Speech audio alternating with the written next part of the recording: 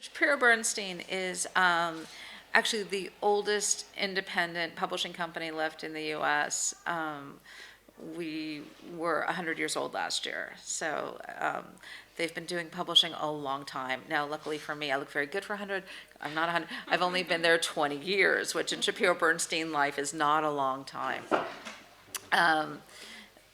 Prior to being with Shapiro Bernstein, I had a independent publishing company, and I did music supervision on a number of feature films.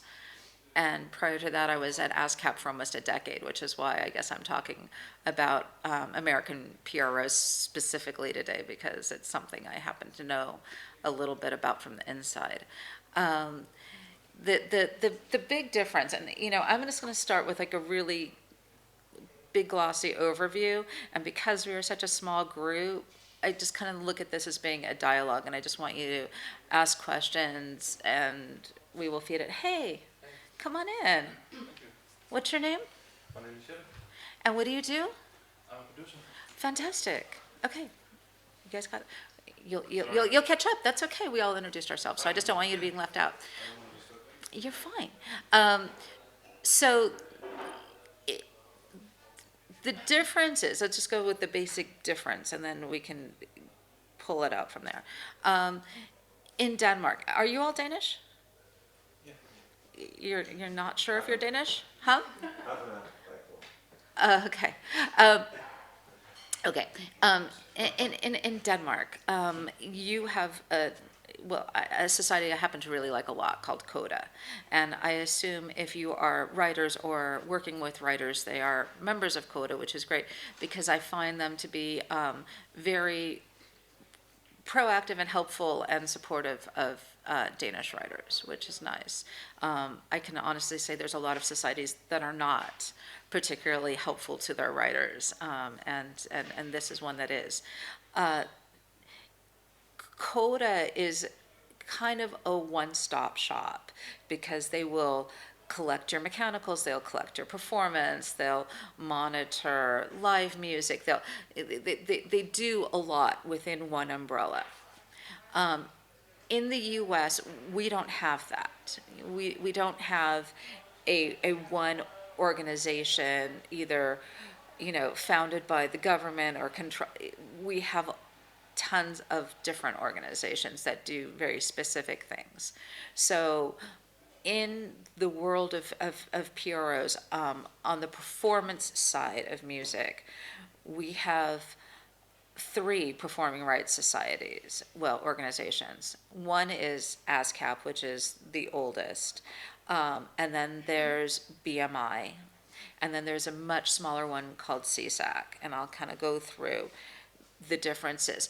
As a CODA member, you can elect to put your songs into any of those societies, and you can choose that on a song by song basis, or you can say, oh, I'm working with the rep, and this is another aspect that we'll talk about from ASCAP. I'm going to put all my music into ASCAP, but you can choose this. It's an elective for you.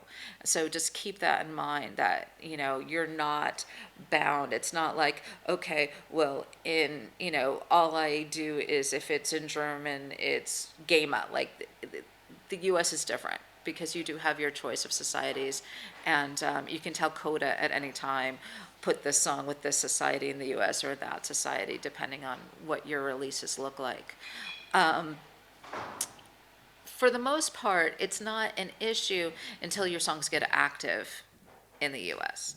So all of this is really just based on once it really does cross over and you do have a record that's doing business in the US, or you've placed a sync that's gone worldwide, then this is really an issue. Until then, locally, you're in good shape. The three societies in the US are all similar in purpose. They all collect performing rights, which is primarily money from television, which is very big in the US, and radio, which, I mean, it's a big country, so we have over 10,000 radio stations in the US. and general licenses like restaurants and bars and clubs and aerobic studios and the airlines, and like it becomes this big unwieldy list of everything that they collect money from. Last year, I think the ASCAP collection was something like $840 million. So it's a lot of money. That, yeah. Do the restaurants and bars and TV stations and so forth, do they choose which of the companies they would like That's a to work great with? question. What happens is, no, they basically, if they're going to play music, and let's just say they turn on the radio and they have the radio, or they've got their iPod plugged in and then they're playing music. For the most part, once again, I'm most familiar with ASCAP, so I'm going to speak from an ASCAP perspective. ASCAP has licensing people all over the US who will go into a restaurant or go into a club, and they'll have dinner and they'll say, okay, they've got 9 speakers in here, and in the hour we've sat here, here's all the songs that they've played. So we know that they're using the repertoire. We know that they're playing Bruce Springsteen and they're playing the Beatles and they're playing they'll see what the repertoire is that they're playing, so they know that it's not just that they're playing the owner's son's music that isn't licensed. Like, they're playing stuff that is part of the repertoire. When it comes down to clubs, they'll look at what's the cover charge, how much do they charge to drinks, is there a dance floor, are they showing television, do they have 50 televisions, are they, they really try to gauge, and they put this all into a formula and come up with how much people owe a year. Now, the biggest problem, come on in. Or not, or whichever. So they'll decide, hi guys, Hello. join the party. Thank you. Are there free seats? Yeah, One over here, one in front. You have to separate, I'm sorry. And just to catch up, we've all introduced ourselves, so who are you? My name is Ben Geller. I'm an artist manager slash publisher from Germany, and this is my colleague Flo. He's our sync manager, and we're happy to be here. Fantastic, thank you. So they go in and they figure out how much to charge. Now, because it's so vast, a lot of that money is distributed in quota. They would consider it background and other. In the U.S., it's called general licensees, and so and I'm just going to give hypothetical numbers, but if you get picked up in the radio survey and your radio performance was worth $100, it'll say at the bottom of the statement, like, okay, and 40% of that money came from, unsurveyed licensees, from people that, like, it's just too big. You cannot know what everybody is using all the time. It would make performances valueless. It's always been one of the big problems that even though at this point the technology has caught up, that you could process every performance on every radio station, it makes it, when you're dealing with like less than thousands of the penny for the performance, it's not worth calculating it like that. So they usually survey radio performances. And I know we're kind of jumping all over the place, but does that answer your question a little bit? I'm thinking more like, could a restaurant be paying both BMI? Yes, so the answer is yes, because what happens is, if you look at even like the splash page for ASCAP and the splash page for BMI, you'll be like, oh, you have Tom Petty and you have Paul Simon and you have Prince and you have, like, you'll see like that both societies represent a lot of repertoire and a lot of well-known repertoire, which means that if a restaurant is just playing, I don't know, the radio or an iPod, the music is going to be from both societies. CSAC has a much harder time, and they're a much smaller society. I mean, whereas the ASCAP revenue was 800 million, and I think the BMI revenue was 500 million, the CSAC revenue might have been 2 million. I mean, it's a much, much smaller entity. they really, their biggest client, they have two main clients, which are Bob Dylan and Neil Diamond. And they pretty much have to kind of go into places going, are you playing Bob Dylan? And if so, pay us, please. But they have a much harder time collecting money because they can't go in and say, look at the lion's share of the American music or the world music is coming from us. You know, they're a much smaller company and do things very differently than the other two companies. Does that help? So usually they take them out from both companies, if not all three. They take out licenses, but the licenses for like a restaurant are not very expensive. I think the average restaurant license, if I remember correctly, was like $200 or something for a year, which is, you know, less than they spend on cocktail napkins, you know, for the music that they're using. So they collect a lot of money. Now, to move backwards, one of the things that we were talking about is because there are three organizations, all of them have offices in London. A lot of them travel a lot. Have any of you ever met anybody from ASCAP or BMI or CSAC? If you go to London or if you come to the US, I really recommend making an appointment and talking to them. Their membership people are really helpful. One of the great parts of having three societies and having it be competitive as far as like getting the best writers is you do a lot for the writers. I mean, there's a lot of educational programs, there's a lot of services they offer. You know, if you're looking for a co-writer, if you need to know you know, who is doing the music supervision on a specific film. Like, they're really there to help and try to be of service. And so when you go in, you know, really make the time, take the appointments. The structures of all three companies are very different. ASCAP and BMI are owned and run by the songwriters and publishers. So their board of directors are 12 writers and 12 publishers that are elected by the membership. BMI is a board that is just the broadcasters. So even though they have a larger amount of songwriter affiliates, the songwriters don't have the same say in the day-to-day running of the organization.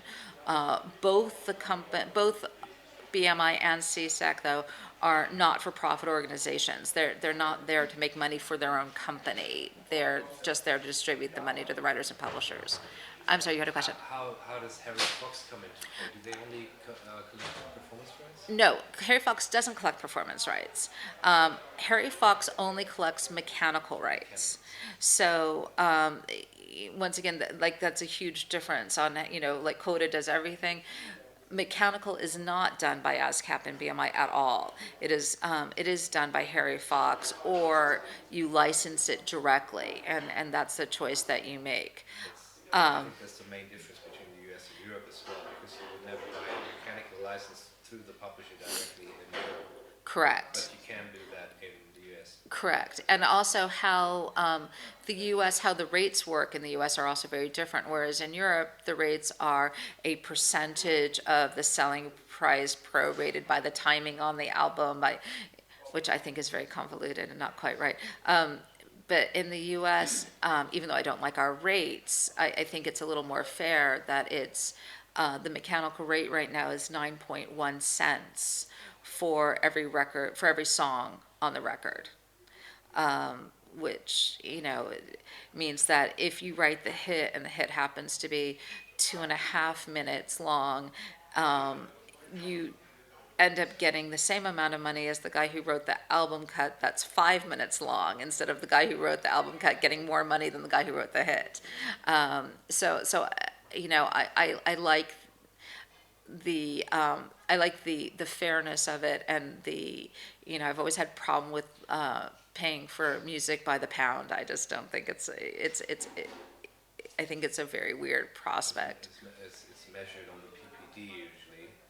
Right. It's a percentage, and it most of the time it counts into similar amounts, actually. Yeah, except for you know, when you're working on a PPD, you're looking at a business decision made by a label as to how much to charge for a record. And which is not, I know you have to go to another session. Go, go. Enjoy your speed Thank you very meeting. much. Yeah. Sure. Bye-bye. Eh, so you're looking at how much somebody else decides to charge for a record. Now, I had this big issue. There were these compilation records coming out of the UK that were being sold at petrol stations in France that had 200 songs on them that were being sold for 10 euro. And I'm like, wait a second, how much money am I getting? I mean, I don't have a choice to say no, and I'm getting like no money from this record. And why? Because somebody else decided they could make a profit at this margin. So I think it's more equitable for the songwriters to just know how much you get paid for a song being used. But yeah, that money does get licensed through Harry Fox or directly through by the publisher. And without either of those in place, it is difficult to collect the mechanicals. I think that's like one of the things about the United States is just collecting all of your money is a much bigger challenge, which is, I guess, why I'm in business, because there are so many different licenses that transpire because it's not just performance and mechanical and synchronization and video games and sheet music and greeting cards and dancing bears, and I mean we do so many licenses on a daily basis, and they're all very complicated, and you want to do the right job. I mean that's what it comes down to. Like, I always say that I only have one job, and that's to protect the songwriter. So you really try to maximize the income. You don't want to gouge people for the money and them never come and do business with you again. But so you try to figure out like what's fair, like if you're bottom feeding, you're not calling me, if but you also know that if you call me, I'm not going to charge you the highest amount of money, and you get so upset that you never use my repertoire again. And it's figuring out what that balance is and understanding what the rates are that people pay. Because they'll come to you and say, hey, we only pay, $1,500 for this song in this television show. And you're like, well, actually, you pay more like $18,000 for the song in this TV show, but thanks for playing, So it's really having a clear understanding of the market. And, and local publishers will always understand their market better. That's just a simple rule. I mean, as a German publisher, you understand how Germany works better than somebody in Sweden. Well, I mean, every market has a different nuance, and that's why you work with sub-publishers, and that is a big chain, and and helpful partners, hopefully. And that will lead me to another question. How would, if we both entered into a if we entered into a sub-publishing agreement for our catalogs in the US, how would that work? Would it be the same as we do in Europe on a percentage basis? Yeah, generally sub-publishing agreements are on a percentage basis. Sub-publishers generally charge somewhere between 10 and 20%. Do you collect authors' monies as well? Yeah, we do. We do collect authors' money. I mean, unless specifically told not to, we collect our authors' money. And frankly, I prefer collecting authors' monies because the U.S., unlike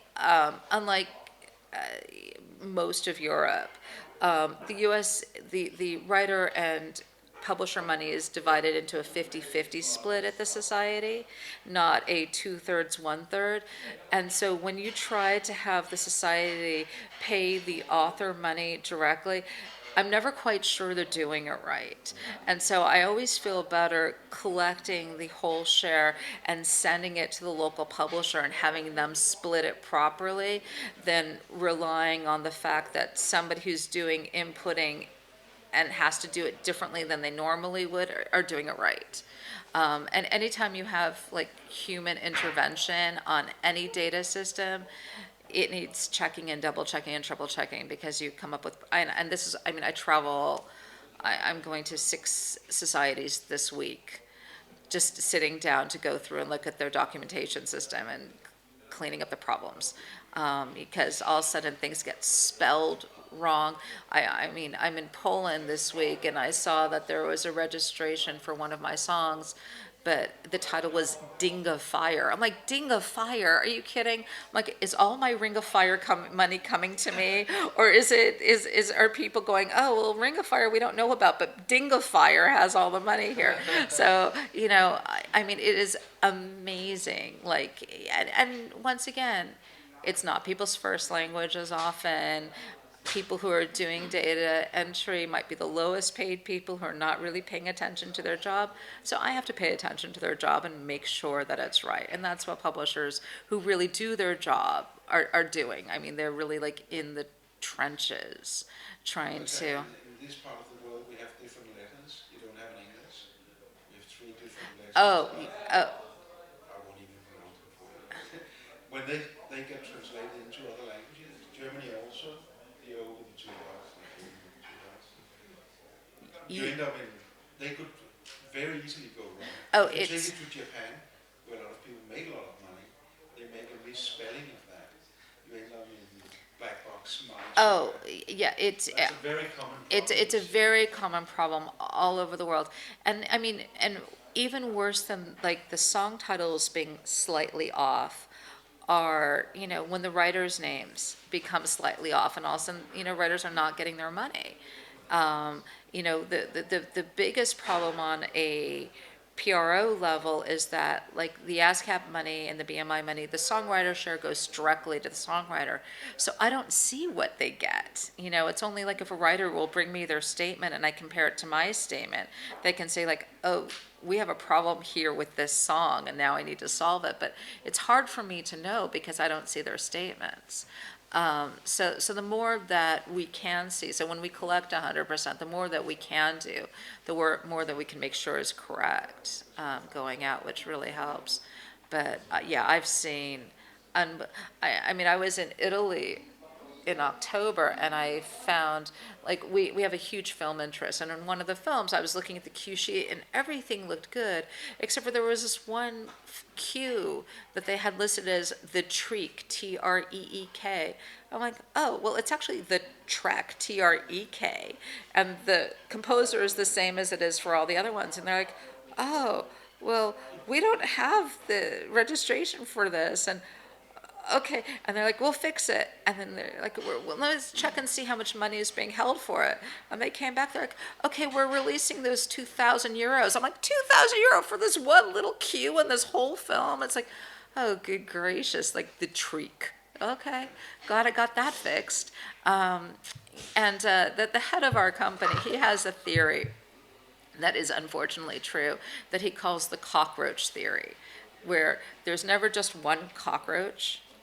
Like if you find a problem at one society, all of a sudden it shows up like at another society. And you're like, wait, how did the problem in Hungary end up in Japan? Like you just don't, like the interchange of information between all the societies. And so then you're like going, okay, let me solve it here and then solve it there. And then where else might this be? And now I have to keep track of this as a potential problem at other places to look. I always say the biggest mystery of all is that we ever get any of our money, but we do our best. Yeah. What's the best thing you can do as a songwriter to make sure you get all the money collected?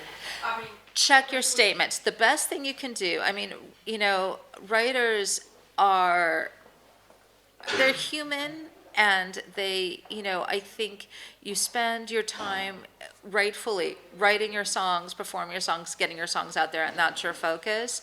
And when you get your statement, you're like, thanks for the money, and you don't really spend the time to look at it carefully. Looking at your statements is so important because there's no way, like, I mean, I can see it, and oftentimes I don't, but I mean, I can see it on our big songs. I can see it's like, wait a second, I didn't see any money for In the Mood from X country. I better check on that. Like there's certain things that I know I get paid every period from everywhere in the world. And if I don't, there might be a problem. But if you don't check and if you don't ask the questions, then you won't know. What you could also do, and I recommend, is that if you have a use that's on a film, let's say that's gone worldwide, or on a TV show that's gone big, ask your local society, ask CODA to check the CISAC for you, which is a database that they have access to, and see, it's called CISAC. And if they check the CISAC database, then they can see what everybody else has posted. And it's like, well, okay, but why in Spain did they not have my song on their cue sheet? You know, like, and they can check for you, and just do a double look, especially if you see like, wait, this film did really well in this country and I didn't see any money for it. There must be a problem. But is it a good thing to be, I mean, should I be a member of every? No. Or if you have a publisher, Yeah. they will do it for If you have a publisher, they will do it. And if you don't have a publisher, your society, you have a very good society. So if you quota, but you need to really make those relationships, make yourself known, make sure they like you and that they, look forward to taking your calls, and then they will work for you. They really will. I mean, that's their function, and it behooves them to try to collect as much money as possible for you. So if there's a problem someplace, they're happy to go in and say, hey, we should have seen something for this. Why didn't we? But really, checking databases is so important, and especially cue sheet databases, because they are the most likely to get corrupted, and I don't know why. I mean, I spent a lot of time. Sometimes they don't even get them. They don't even Yeah, and they don't. That's the problem we face. Yeah, The translations of the title. Oh Sometimes yeah. you don't know what the title is in Italy. Yeah. It's, title translations are a problem. Cue sheet distribution is a problem. If you do a film, make sure that you get a copy of the cue sheet. They'll send it to you. Make sure you get a copy and that you have a copy and that you take it into quota yourself and say, please have this distributed worldwide for me. And then check on it. Like I said, the biggest problem on checking on things is time lag. Because it could be 2 to 3 years after something's released that you're finally seeing the money for it. So if you go in 6 months later and say, why haven't I got my money? It's like, it hasn't even processed, it hasn't even picked up yet. I mean, everything takes more time than you want it to take. So if you go in and, but stay on it, that's all I can suggest. It seems like Asia is the big part. I mean, I know some of my songs went out, and I mean, no one's collecting them because they don't know that they're playing for 50,000 people. I don't think anyone would spend that much time on that particular. Well, if you know, if it's a specific territory, if you know, instead of saying Asia, if you say, listen, in Japan or in Korea, like the more narrow you can focus, the better off you will be. So if you say, can you check on these 4 titles at Jazz Rack Lane? That's doable. If you say, can you check on everything I've written for these, 9 territories? People are like, it's like that becomes a lot of work. So the smaller you can ask, the better your results will be. But yeah, definitely ask. And like I said, when you're making decisions about PROs, like just talk, go to London, go to New York or LA, have the meetings and make the decisions. And it's really not until you have a release of note in the US that it makes a difference. I mean, you can go with the default until like there's actually real money there, and then you need to make a decision. How do you feel about a world database, like the attempts of the International Standard Work Code?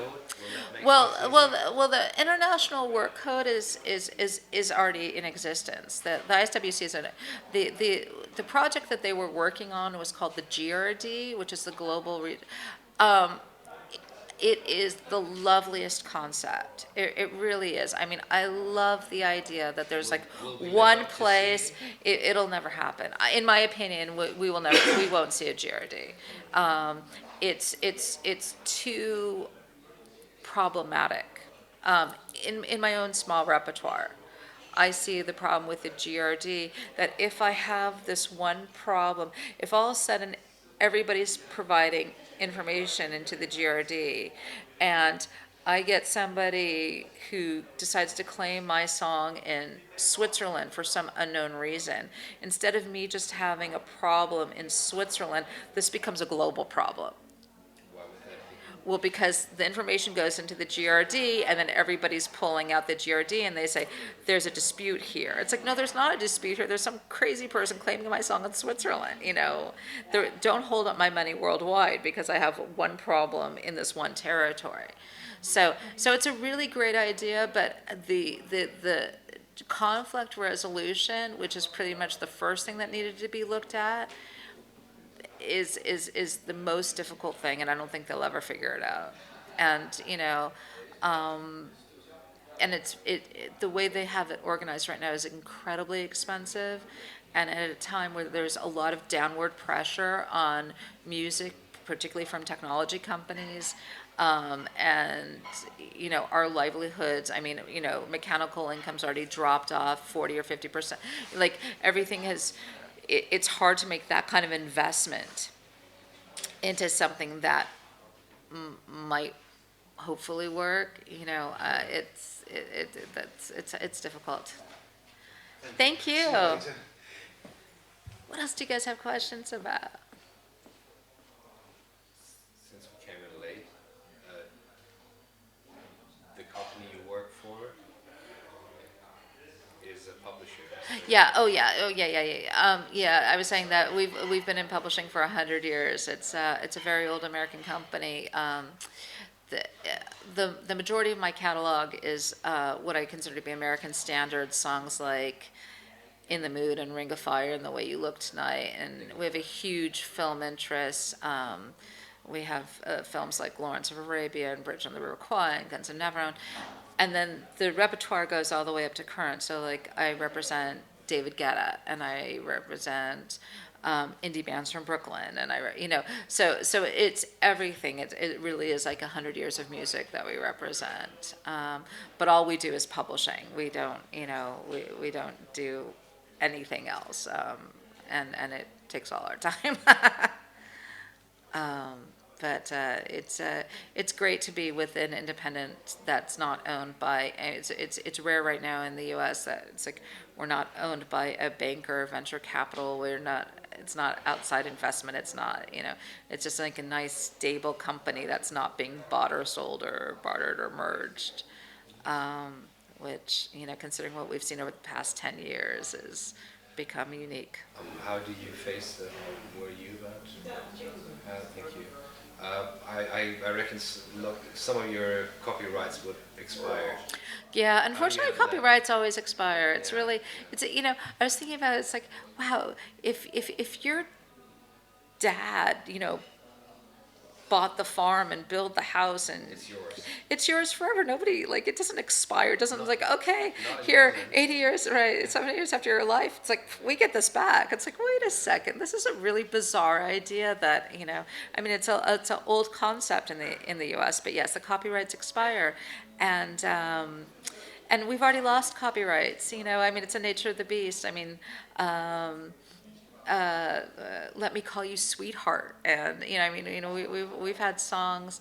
The company was actually started in about 1897, and then it wasn't incorporated as Shapiro Bernstein until 1913. But yeah, a lot of those like really really old songs have fallen into the public domain. It's going to happen, and I mean, the only way to temper it is the fact that you always bring in new repertoire, and you hope that the songs that you bring in now are going to have the same staying power as the songs did then. That would be nice, yeah. Yeah, well, I mean, it's the way we look at it.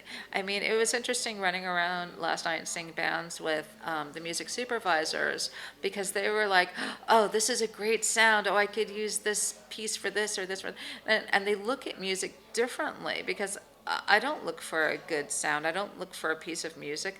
I look for great songs. I look for songs that people are going to be singing for the rest of their lives, and that are going to have, I mean, if you look up a song in our website, like Ring of Fire, there's 80 different cover recordings of the song. I mean, that's a great song. And that's to a large degree what I look for. It's like, I'm looking for songs that are, really going to endure. So yeah, it was interesting, hanging with them and looking at, it's like, okay, I can see that, but what, I'd license this for 10 seconds and then what will I have? Like, whereas I have a lifetime commitment to a writer. Like, I need to make sure that I can always like work with and represent what they do. And not just say, well, you had this good sound for 10 seconds, it's like, oh, all right. Did you have a question? Yeah, just one question. We talked about it before, this thing about, just being a songwriter, having like 100% rights of song. If I've registered a song 100% to me as a songwriter, and I take ASCAP, for instance, and I'm song with Coda, would I then get, and it is played in the US, would I then need to do something with the publisher, or would I get that whole, if You know what, you need to, and just because I think this has changed, and that's why I'm hesitant about it. I mean, I've been out of ASCAP for 20 years now, so, things change. When I was at ASCAP, you needed to have a publisher to collect the other half of the money, even if it was your own publishing company. Which could be just a DBA of your own name registered at Coda, but you had to have a publishing entity to collect the publisher's share from ASCAP. That might have changed, and if you call them, you can ask them and say, listen, if I'm just 100% writer, will you just send me 100% of the money, or do I still need a publishing entity? I'm just not sure, because obviously I never work with somebody who, I mean, I'm always the publisher, so I'm just not sure anymore. Like that. I'm quite sure. That it's still like that? Yeah, our American artists, all independent artists, all have their own publisher. Yeah, And for that specific reason. to collect both. Collect Yeah, and like I said, and in certain societies, you can't register unless you're the publisher, so it all just depends. Then one more question. Do you think it's an advantage that you've got like 3 different collecting societies, whereas we have one? It's very simple to have it, we've got Coder and then NCB, which is the mechanicals, but Right. like all tied in together, so it's very easy. Right. But do you make more money, or is it? I do, yes. The answer is yes. I do see it as an advantage, because I think competition in the marketplace always helps. It makes the societies more efficient. It makes them more member friendly. They have to keep the members happy in order to keep the members, or else they'll go someplace else. And it's good for licensing, because they go in. I mean. And try to get the best rates they can, so they can bring in the most money as possible, so they can get the most writers as possible. So I think the competition really does help. I remember when I was at ASCAP, somebody from a society came and met with us, and they, in theory, did writer relations, but they were like shocked to find out that we do, workshops and seminars and collaborative events and award ceremonies and all the things we do to really help the writers and help them find publishing deals and help them find record deals. And, ASCAP and BMI will help you with anything. If you say, I'm looking for a good lawyer, they'll say, here's 5, talk to these guys and see what you think. They really are there to help. And the person who I met with said, oh no, I just, make sure that the forms are correct, and we don't do anything for the writers. That's their responsibility. And I was like, wow, like I can't even put my head around that. We've put on so many showcases and try to get exposure, so I think it's really good, the more proactive your society is for the writers, because they're a great advocate. Who else just wants you to do well and has no monetary gain from it? It's amazing. And one more question is the Harry Fox thing. That's also very complicated to me, because in Denmark, the CB would just collect, whether it's Right. no matter what it is. As a Danish composer, would you need to register with Harry Fox, even though that you're a member of Coda? And do they then collect all mechanicals or only some mechanicals? Well, they'll collect all the mechanicals that you tell them to collect. I know, it's very complicated. I mean, one of the things is that I don't think that the transfer, and this is just my personal opinion, I don't think that the transfer works flawlessly from the mechanicals in the US to the, like NCB Society, or any of the societies. I don't think it works well because in the US there are so many labels. And if the label doesn't know who to send the money to, they don't send the money to anybody. And that's a problem. And so if for some reason it's not set up to send the money to Harry Fox or send the money to the publisher, the label will just sit on it. And for you to sit there and try to identify like every label who's put out something that you wrote or co-wrote or had a piece of, it's a big challenge. I mean, it's a really good reason to have local publisher if you have a lot of local activity. Because it's just, you do need somebody. And then on top of that, to figure out, did I actually get paid correctly? And unfortunately, with working with record labels, 9 times out of 10, it's like, no, you didn't. I'd like to say that they are the best accountants, but they are not.